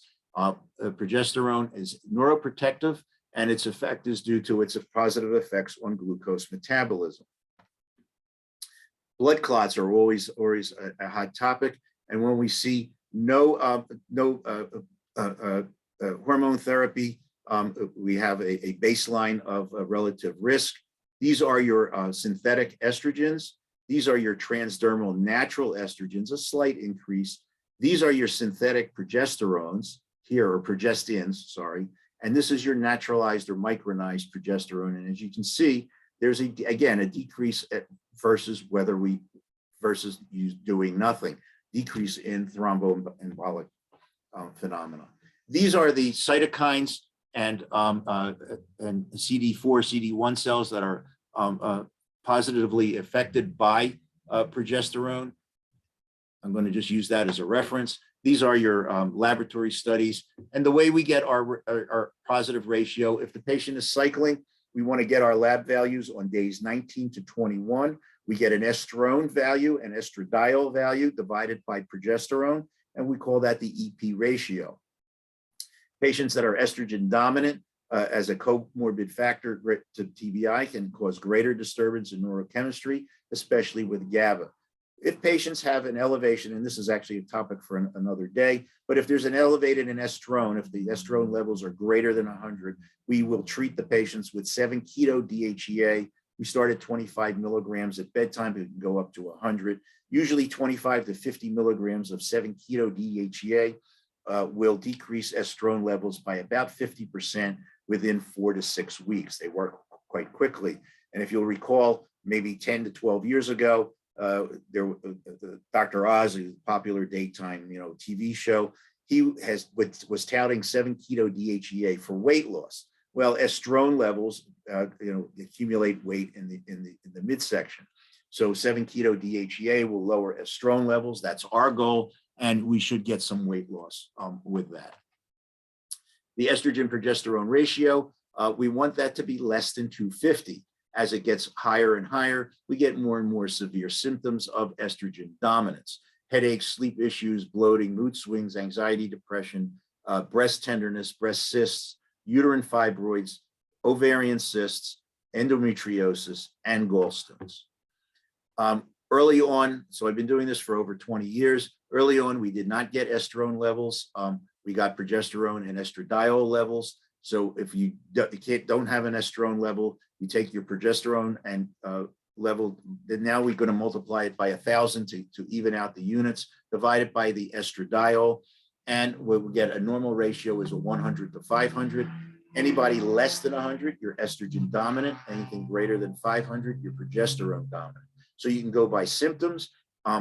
Estrogen dominance is breast tenderness, breast cysts, fibrocystic breast disease, uterine fibroids, ovarian cysts, spotting between periods, heavy periods, irregular periods, or progesterone excess, which is bloating, anxiety, and along those lines. Our dosing capsules, you want micronized progesterone. You do not want to use the synthetics to tell if it's the micronized or natural progesterone. The doses, if you go to a regular pharmacy, FDA approved fixed doses are 100 and 200 milligrams at bedtime. There is a under the tongue dissolving dose. Creams we use anywhere from 50 to 200 milligrams, and you can split the dose. You can split it up to 4 times a day. In the perimenopausal period, we can use 100 milligrams 2 to 4 times a day if necessary. There's for PMS, the last 7 days of the cycle we can use, or days 14. From day 14 on. These are over the counter, 2 to 5%. You can get them at any makeup shop, any drugstore over the counter. You don't need a prescription for these. For vaginal bleeding, if there's estrogen, we're going to stop that. We're going to use 200 milligrams twice a day until there's no bleeding. For endometrial hyperplasia, also 200 milligrams twice a day. You want to make sure that they don't have any anything that's untoward. We have ultrasound in our. We've learned how to do ultrasound now. We have a little mini ultrasound unit that hooks up to my iPad, and so we can do an endometrial swipe quite quickly. It took about 6 months to learn what I was looking at, but it's quite useful, and it kind of keeps us out of trouble. Indications, and this is a little bit controversial. Every woman that's in menopause, irregular menstrual cycles, no menstrual cycles, heavy menstrual cycles, fibrocystic breast disease. Fibrocystic breast disease, we will get the progesterone cream. We'll have the patients use it at bedtime because it is sedating. We'll have them put the cream right on their chest, split the dose in half, and rub it into each breast. Or if there's a cyst on one side, we'll put it all on one side. And usually in 4 to 6 weeks, they'll notice that it'll start to soften up. And endometriosis. Sorry about that. I don't know what happened there. Okay. So this is a summary. Progesterone deficiency, agitation, irritability, can't sleep, poor libido, headaches, breast tenderness, swelling, uterine fibroids, excessive menstrual bleeding, and decreased good cholesterol. Just for completeness sake, progesterone excess, worsening hot flashes, increased cortisol, decreased glucose tolerance, increased fat storage, increased appetite and carb cravings, depression, feeling drunk or hungover, just excessively sedated, and water retention. This is a little quiz you can give your patients. We have a bunch of these for all of our hormones. This is the quiz for progesterone. You can use this as part of your intake. 4 is bad, 0 is 0. Any patients over 11 is usually a possibility of a progesterone issue, and anything over 21 is a probable progesterone deficiency. So this is a summary. Pros and cons of progesterone use after hysterectomy. The pros are increased diuresis, triggers catabolic metabolism, relaxes smooth muscle, increases calcium phosphorus excretion, raises basal body temperature, it's sedative and analgesic, improves visual memory, improves proliferation and differentiation of osteoblasts, improves bone density. It's immunosuppressive. It attenuates interleukins 1B, TNF alpha, and NF kappa beta, reduces neuronal loss in traumatic brain injury, regulates the glutamate GABA balance, and improves thyroid function. It reduces all of these under number 13, breast cancer risk, memory loss, slow thoughts, mood changes, impulse aggression, stress, anxiety, suicide ideation, insomnia, emotional flatness, and thromboembolic risk. It's neuroprotective after Alzheimer's disease, and it has a positive association with memory and cognition. The con, the reason not to use it, progesterone secretion induces the onset of a period, lays the foundation for pregnancy, which is of no use after a hysterectomy. And so I asked the students there at AMMG, and I'm going to ask you, so yay or nay, progesterone, yes or no? And with that, we will take questions. And how do I get my thing back? How do I get rid of this now? Hit that. There we go.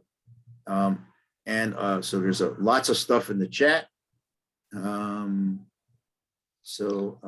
I thank you very much. Your presentation is great. Can I just add something here?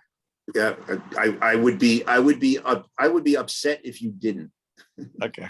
So go ahead. I just wanna congratulate you for this presentation because it's very informative. And I just like to add something, especially with the shifting from the axis of the especially after hysterectomy, and we are moving it to HB from HPA or HPJ to HPA, right? From Right. secreting estrogen and progesterone to secreting cortisone.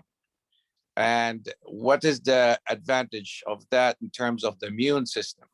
Well, the fact is that cortisone, we need it to suppress the inflammation, right? So that's the reason we have it. Most of it, it's just more or less, it's very critical for survival. Otherwise, your body will burn with inflammation. So it helps to dump the inflammation. But the cortisone, when it dumps the inflammation, it dumps it all over across the board. That's mean it dumps all kind of inflammations, including the inflammation, which is the Th1 and cytotoxic T cells, which we needed to kill cancer. So it suppressed the whole forms of inflammation, the Th1, Th17, and Th2 inflammations. While the other side of the aisle, estrogen and progesterone, it more suppress Th17 more than Th1. So what's that mean? That's mean the shift that Dr. She's talking about is to cortisone. It's essential for survival because you need that anti-inflammatory effect. But the anti-inflammatory effect of the cortisone is not balanced. And it suppresses a lot of the cytotoxic T cells and put the patient at risk of having cancer. And the other thing is that cortisone does not stimulate antioxidants as efficient as progesterone and estradiol. So that's very critical too. You need to keep that antioxidant expression to prevent all this aging and all these degenerative diseases and many of those chronic diseases. So estrogen and progesterone are very critical in stimulating antioxidant genes, where you don't see it in the cortisone. So if you remove that, then you will put the patient at high risk of having increasing their blood pressure. They will have diabetes and all that crazy things. So I think the estrogen and progesterone is more healthier than cortisone, and complete shift to cortisone is not something good. It's made good for survival, yes, but it's not healthy. And I think what Dr. William is trying to say here, that it's better if we can maintain the axis of estrogen and progesterone with plant-based estrogen progesterone to maintain the expression of antioxidants and to give us a balanced, healthy anti-inflammatory response where we don't suppress cytotoxic T cells, which is very critical as immune surveillance against emerging of cancer and viral infection. Is that line up with what you're saying, Dr. William, here? I think so, yeah. Yeah, I think so. You saw there was a whole page there on, I can bring it back up if I can find it here. Are you seeing my screen or no? Yes.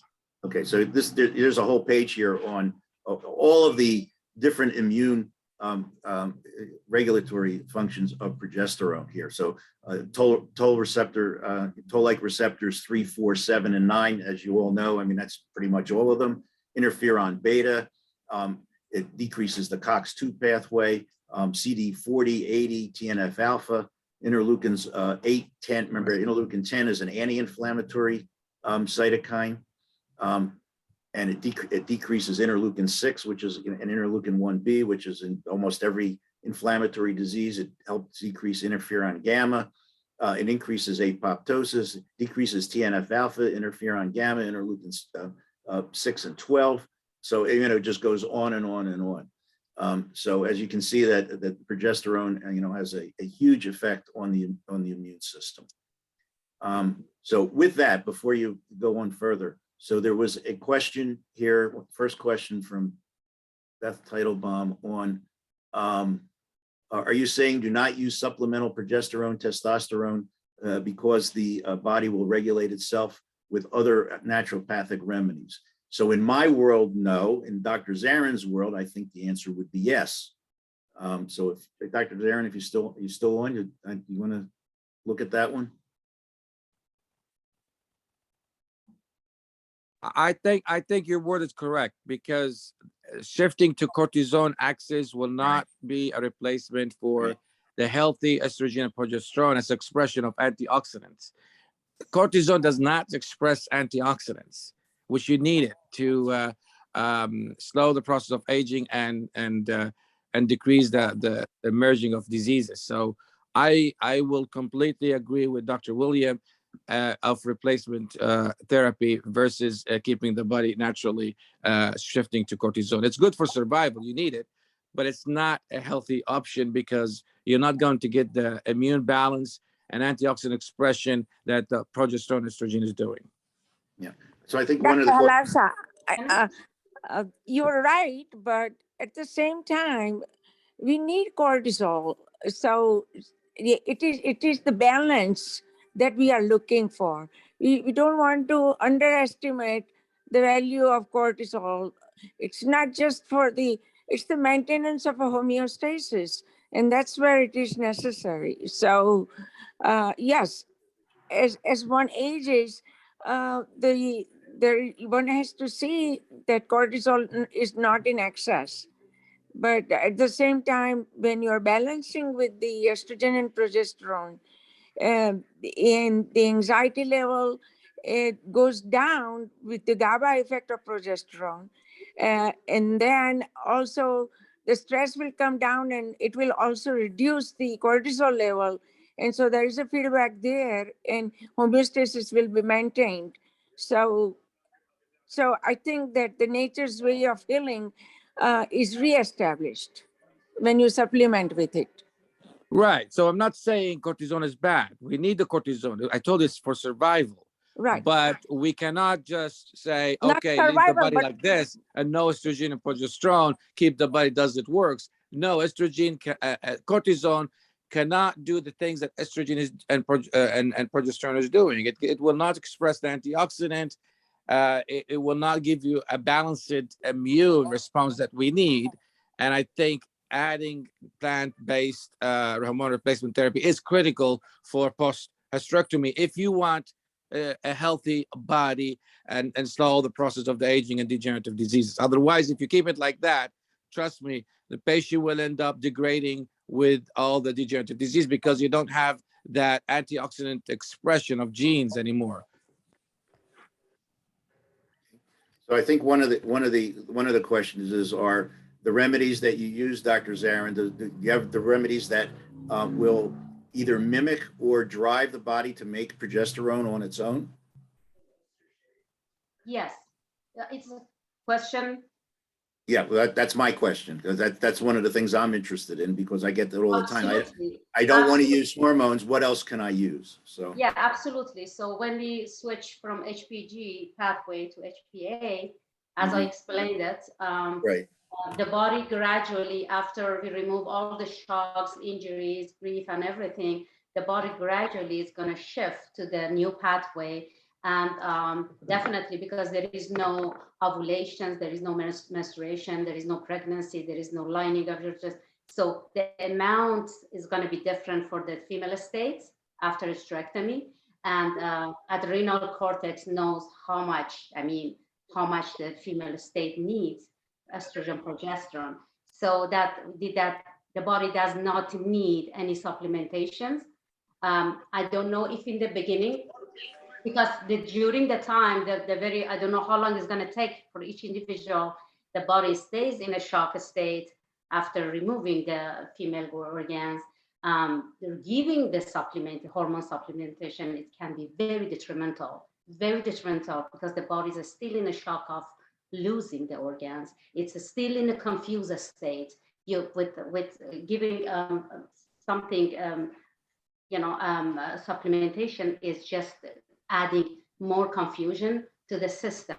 So definitely the body knows, as I said, explained that the body intelligently would switch over to the new pathways, and gradually after coming from the shock and the shock state, it's going to make enough estrogen progesterone for the female state. Mm-hmm. Okay. And so one of my other pet projects that if I get to it before my time on this side of the earth is over is coming up with acupuncture formulas for the hormonal stimulation also. So what we're doing is matching the symptoms of excess and deficiency for all the hormones to our acupuncture inputs. So I've been working on it for a couple of years. I get to it, I don't get to it. So one day I'll have something definitive. So the next question is testing levels, saliva or blood for estrogen, et cetera. You could also add in urine there, and the answer is yes. Some practitioners swear that only saliva is accurate. Some swear that only urine is accurate. There's some very sophisticated urine tests. Unfortunately, they're quite expensive, but they'll give you a lot of information. My go-to at the moment is still blood tests. And, some practitioners, some of my mentors say that it's not good enough, but we're looked at with a jaundiced eye by the state here, and in the state of Nevada, I have to have blood tests. So like I said, I've been doing this for 20 years. I haven't been here that long, but I'm quite comfortable with the blood test. We'll order saliva tests if we're having issues, regulating things, or sometimes the patients will bring them in, or if they want them. But my go-to primarily is still blood tests. We do saliva tests, and we do urine tests. So there's that question there. I don't know if anybody else has any thoughts on that. I think so. Dr. Gerber here, I know you do a lot of this kind of work also. in perimenopause, is it safe to give progesterone alone since it is a state of estrogen dominance? And the answer is yes. When do you give it? When they have irregular periods? Yes. We would usually do that mid-cycle, days 14 to 25, and also always at bedtime. Dr. Zarin, from your standpoint, any issues, anything there? Estrogen dominance, perimenopausal estrogen dominance. Do you have a remedy sort of protocol? Absolutely, absolutely. From childhood, puberty, adolescence, pregnancy, lactation, premenopause, menopause, after menopause, hysterectomy, we have answer, because we just bring homeostasis, harmony, and balance to the female body by homeopathic medicine. Then female body would decide how much they need estrogen and progesterone. As I mentioned, ratio never changes. It cannot change it, otherwise can cause cancer, it can cause a lot of problems. But the amount will change according to the female state. So it's perimenopause women definitely needs less amount with the same ratio than the childbearing woman. So then this is not me or any other doctors or practitioners to decide how much the perimenopausal needs, only that individual's body would decide. The only thing that we know how to bring the body into alignment, homeostasis, balance, and harmony, then the rest is the individual wisdom and intelligence to decide. And I agree, and I think I'm doing the same thing. We're just looking at it from different perspectives. And I think if you take the information from me, take the information from Dr. Zarin, put them together, I think you pretty much have the best of two worlds. I won't say both, because there's many other sides also. So Dr. Zarin, are you against giving hormone replacement therapy for patients with postmenopausal? You don't give hormone replacements. You're doing other way of because that's my question to you. Can you answer that? Not whatsoever. Hormone replacement is not in our domain. So we do not give anything from outside. We always try to support, stimulate, activate the internal manufacturer in order to produce enough. But the ovary is completely gone after postmenopausal. There is no estrogen production enough and progesterone enough. So what you would do? I mean, your body cannot replace the need that the women needs. And one of the reasons that guys, they have high risk of hypertension versus women during the time below 60 years old, before menopause, is because that they have this estrogen protection. It's expressed antioxidant. It gives you that muscle relaxant and a lot of good things that estrogen has, giving protection for the women's. So how are you going to replace that? Because if they are the postmenopausal, the manufacturer is not there anymore, and your adrenal gland will not produce enough of estrogen and progesterone that the women need to be protected. I know you're doing detox, you're opening up their receptors, you may have some stimulation of the adrenal producing some of estrogen, but is that enough? That's my question. Dr. Halissa, based on what data and information that you say the estrogen that is produced by adrenal gland is not enough? Based on what data are you talking about? I will send you many data, because that's what, okay. I mean, if you can treat postmenopausal and you can balance and you can produce and you can show that estrogen progesterone is produced in an optimal level that will keep the patient from osteoporosis, that's a big thing, because we are challenged by postmenopausal osteoporosis and increase their blood pressure and stroke and everything. I mean, that would be good if you can do it without adding hormone replacement therapy. So I would like to hear from you. Where is evidence? From our side, we know that postmenopausal syndrome, and that's what the thing that we're doing is just giving them what they are missing, because we feel that the manufacturer that they used to be producing it is not there anymore. Well, but I can share with you all that. But if you can produce enough of estrogen and balanced estrogen and progesterone from the adrenal gland as it was before an ovary, that's a big jump. That's will save take a lot of money, business from Dr. William. That's all right. Don't worry about it. I do.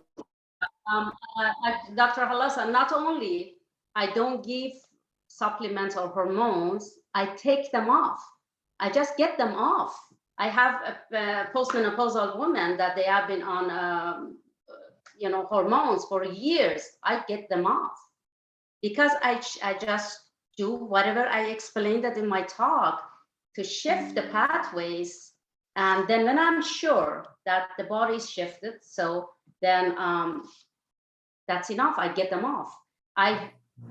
Hundreds and hundreds of people have been off after my treatments.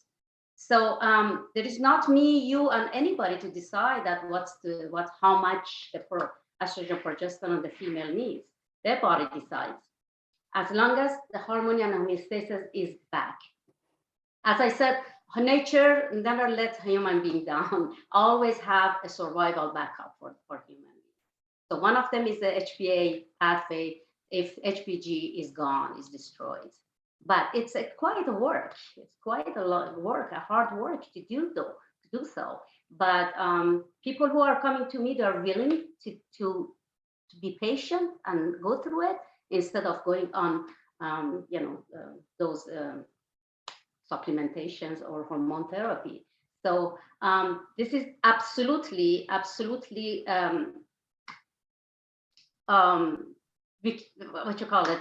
successful in terms of hormonal treatment after menopausal. So I have a lot of actual proof. So the human body decides on its own and just activate it and give actually support, give whatever it needs. That's why nutrition is a big deal. Nutrition is a big deal. The very first thing I do with the patients, just completely switch them over to the right nutrition, especially the genetic diet, according to the blood typing.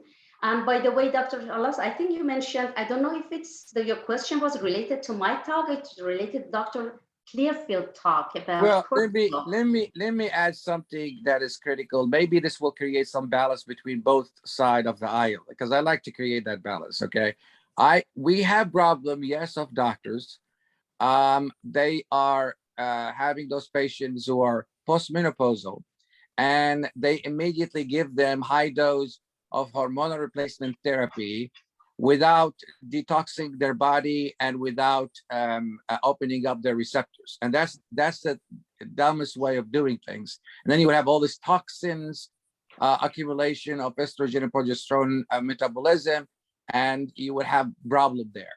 Okay, so excessive replacement and lack of detoxing the body and opening up the receptor of estrogen progesterone is one of the abuse of hormone replacement therapy.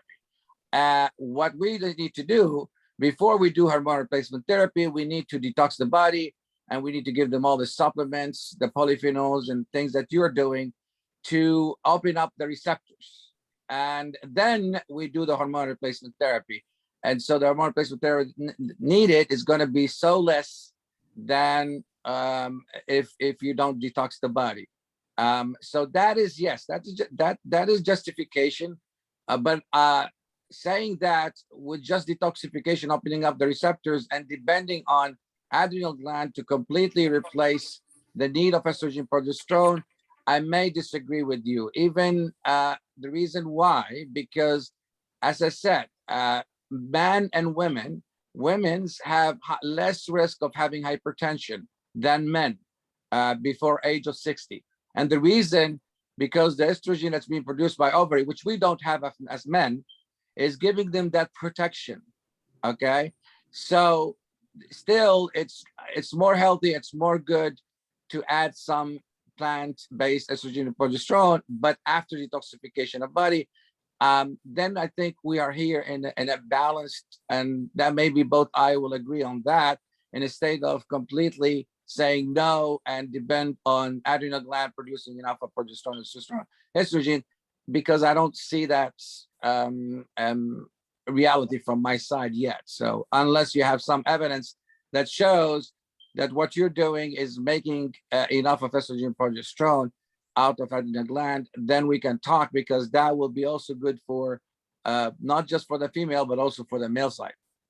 So Dr. Alasa, you just compare, just some simple comparison between a woman that is going through monthly cycle, have ovulations, and have always menstruation, and goes through pregnancies and all that, compared to postmenopausal woman, compared to how much hormone that woman compared to that woman needs.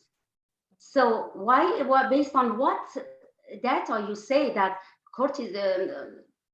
adrenal cortex cannot make enough hormone for that woman? Well, I did compare between male and female, and I told you that females, they have less hypertension risk than male below the age of 60 because of the estrogen and progesterone protection. They increase the expression of antioxidant, they cause vasodilation. So that's the reason. So I'm talking about male and female. Now, talking about premenopausal and postmenopausal, again, the drop in the estrogen and progesterone after postmenopausal, it's actually speeding the whole process of degenerative diseases and autoimmune diseases and all things, because those progesterone and estrogen that ovaries produce is not just for maintaining the female organic system, but also it is very important in expressing antioxidant all over the body and slow the progression and degeneration process of all the diseases. So those patients who are postmenopausal, they don't take any hormone replacement therapy. I'm talking about plant-based, and after detox, not before the detox, most of the time they age faster. They end up with all the diseases and all that thing. Now, if you said to me that, well, adrenal gland will give that woman enough of progesterone and estrogen that will maintain and prevent the speeding of the aging, I need that proof from your side to show that the level of estrogen and progesterone is enough. Because you know, me and Dr. William, we can agree on that the estrogen progesterone needs to be maintained not at what is equivalent of their age, but it will be better to be maintained as they are young. So if you can come up and say, I can produce enough estrogen progesterone of a patient who are 70 years old, the same amount that she is in 30 years old, that will be a great thing. And there's no harm in the estrogen progesterone. Estrogen progesterone, it increased the expression of antioxidant and keeping the level same as it was at the age of 30 for the female at 70, regardless of the reproductive system. We're not talking about their function there. We're talking about the estrogen and progesterone as a stimulation for antioxidant genetic expression and slowing the aging process and all the degenerative diseases. So that's from our perspective, me and Dr. William, that's how we see the hormone replacement therapy. But I think your perspective is that you're having some studies and tools that you can produce enough of estrogen and progesterone for the female that will prevent osteoporosis and slow the aging. I like to know those ingredients, and I want to know how much of estrogen and progesterone is being produced by adrenal gland. Do you have that study? Do you have their levels? And do you have females that they don't have osteoporosis and they're doing that? Will be a great, then we don't need to give all this things that we're doing. So that would be great, but we need to have that evidence going and showing the mechanism and how much you're producing and show me the lab results that you have. We don't have lab. Homeopaths don't work with lab. Homeopath will give whatever is necessary needed to each individual, and the lab is inside that individual. I'm not inside the human body to measure things for you. So, but we have actual proof. One of them is sitting here. I'm the actual proof. So, and I have many actual proof that they came to me with high level osteoporosis. They have been on hormones for years. I took them off for months.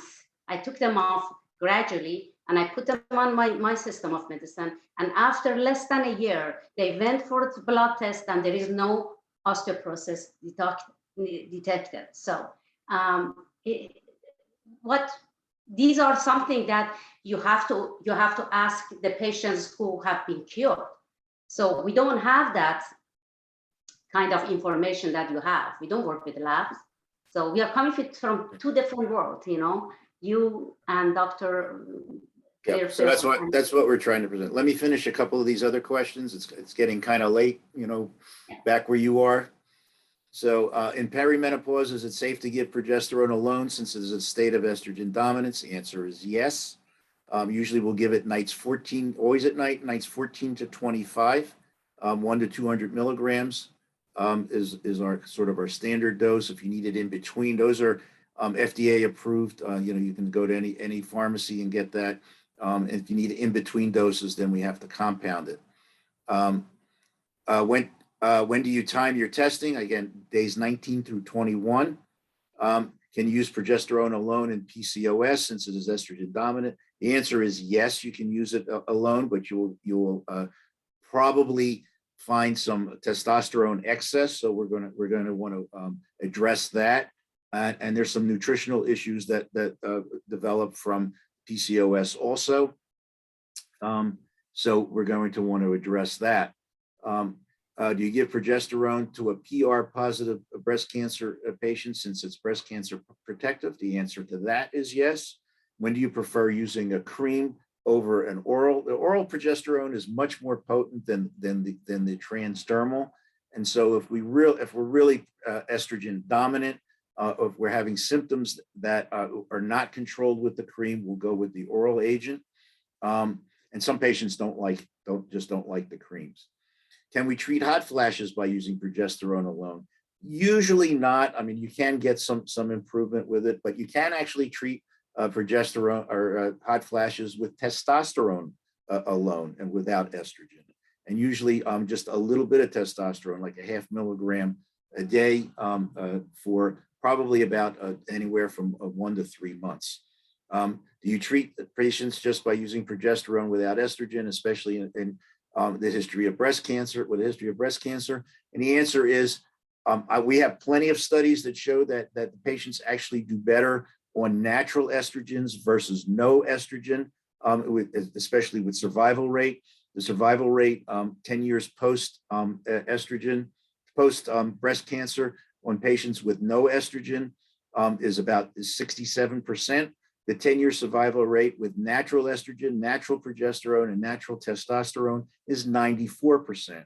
And if you need the reference for that, I can get it to you. After TBI, what dose do you and frequency do you use? We usually, I mean, if the patients are hospitalized, we want to use intravenous progesterone 8 milligrams per kilogram, and we'll use it continuously for 48 hours. Usually, if a patient is as an outpatient, we'll use a progesterone cream, and we'll use a 5% cream. We'll have them use it 4 times a day. And yes, we'll use it for men for about 5 days also. What's the normal value of estrogen progesterone ratio? Less than 250. And do you monitor hormones via blood? I do, and we also use saliva and urine. But my main go-to is blood. And some of my mentors and colleagues would disagree. And this next one, I don't know the answer to. Is there an optimal percent of body fat to the estrogen effect of adipose tissues enough to sustain all the positive benefits of estrogen? I don't know the answer to that one. I don't know if Dr. Zarin or anybody else. And those are all the questions in the chat. Anybody have any, Dr. Gerber, I don't know if you're still on, you may know the answer to that, or anybody else.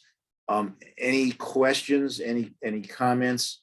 If you like this sort of format, you know, we would certainly, you know, be happy to continue. If there are topics that you like, we would certainly address them. We are proposing this to be as a fee. We haven't quite come up with that yet, and I think what we'll probably do is use a different channel than our regular one, so to sort of filter out, you know, the. Well, just Dr. Patel, Right. what blood level of estrogen you are shooting for approximately? Again, I actually don't look at an individual blood level. For estrone, I want it to be under 100. But what we're looking for is the estrogen progesterone ratios. And the ratio that I want is less than 250. We take the estradiol plus the estrone divided by the progesterone. That's how you find it. Less than 250 is our goal. It's irrelevant to me what the blood levels, what each individual level is.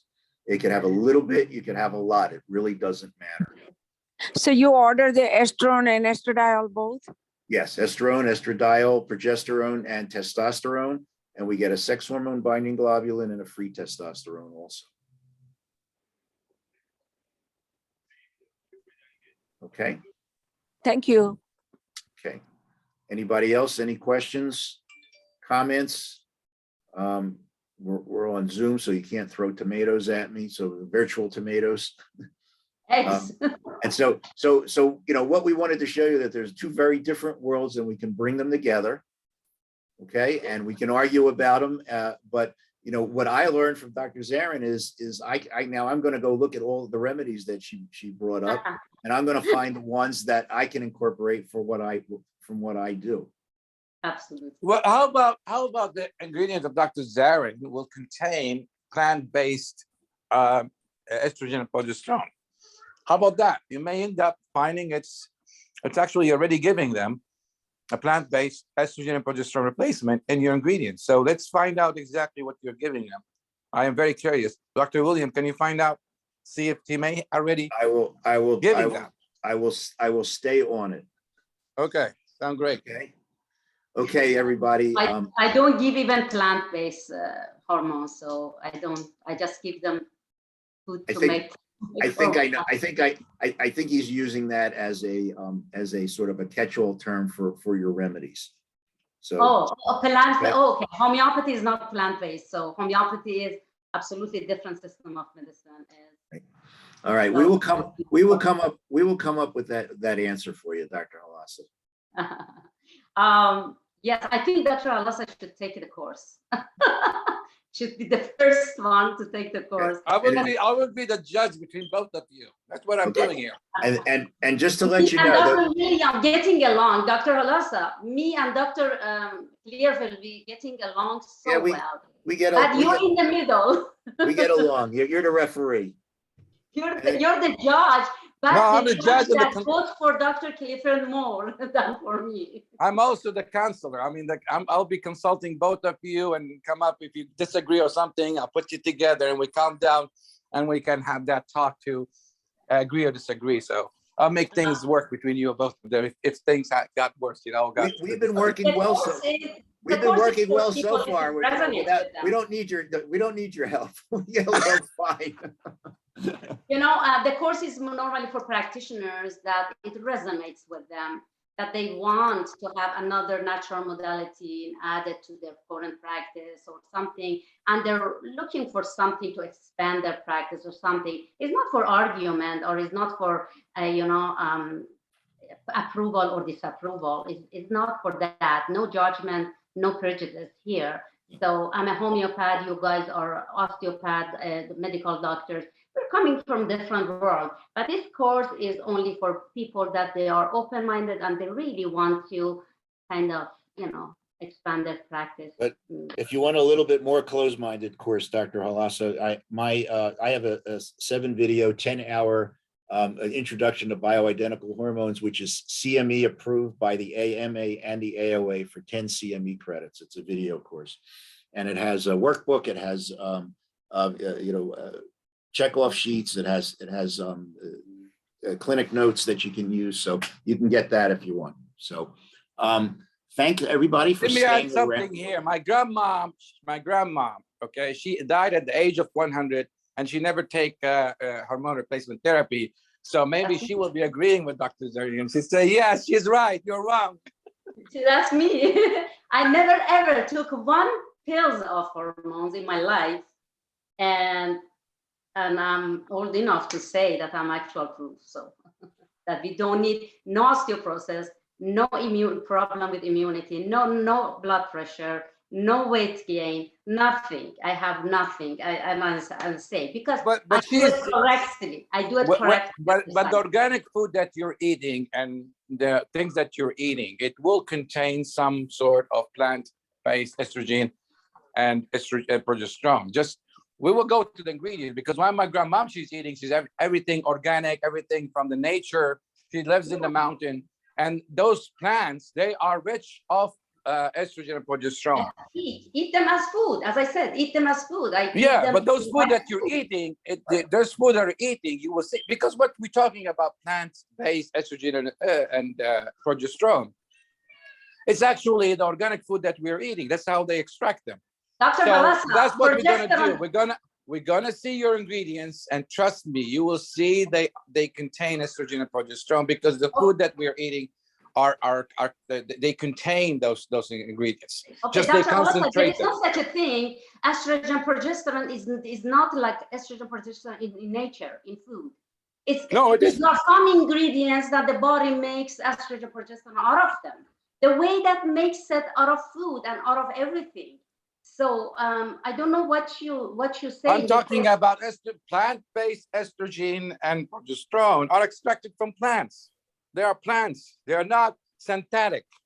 They are plants. So if you eat organic foods and you eat healthy foods and all that, especially the greens, the greens contain estrogen and progesterone. So I hope you understand that those are not synthetic estrogen and progesterone. Those are plant extracted. It's like curcumin. They're extracting it from the plant of curcumin, right? So it's an extraction, but trust me, I 100%, and Dr. William will go through your ingredients and he will find estrogen and progesterone because it is extracted from the plant. How did They're I not get synthetic. Okay. Before we get into fights. All right. And with that, I think it's time to say goodnight. Yeah, I think it's time. I want to thank everybody who's been here. So we have a couple of my patients are here, Candy Levin and Darla Wilson, and we had a couple of early ones earlier on. Dr. Burgess, Dr. Cruz, thank you again. Dr. Centric for being here. Dr. Nario, Dr. Patel, Dr. Zarin, thank you so much. Marie, thank you for being here as always. Steve, thank you for being here. Joel, also. Next week we have Mikhail Berman, who is a physician in South Florida. He's written several books, again, on natural medicine and some hormone replacement. He's from the USSR originally, so he has a perspective of Russian medical literature. So I think he'll be quite interesting. With that, we're going to have Dr. Zarin and Dr. Halasa go to their respective corners, and maybe we'll have a, We love you, Dr. Halasa. We love you. Of course. No worries. Of course. Okay. Thank you, everybody, for being here. And thank you so much for sticking with us. I mean, it's 7:15, so our time anyway. So thank you all. We'll be here next week, same time, same station, and we'll pick it up again. Anybody have any questions, comments? Otherwise, good night. Dr. Burgess, bye. Bye, everyone. Bye. Dr. Hey, Bye, by the way, Thank I'm you. gonna say Bye, that Dr. Philip. my job is to steal the thunder from Dr. Halasa, Dr. Zarin, and Bill. So that's my job, to steal all of your thunders. Well, please do. Thank you. Take care. Thank you so much, everyone. Thank you. I Thank appreciate it. you. Bye-bye. Bye-bye. Okay. Dr. Burgess, I sent you something in your messenger, Facebook. Did you see it? The prank? No. Oh, Watch that prank. The guy there, he sounds the same, your voice, your unique voice, and the way he communicates, way he talks, it's the same. So that's why I sent it to you. Just watch it, you and your wife, and you just laugh. yeah. He sounds like you exactly. Keep me informed. I just sent it to you. It's in your Facebook messenger. Thank you much. Thank you, All right, guys. take care. Okay, bye. Bye.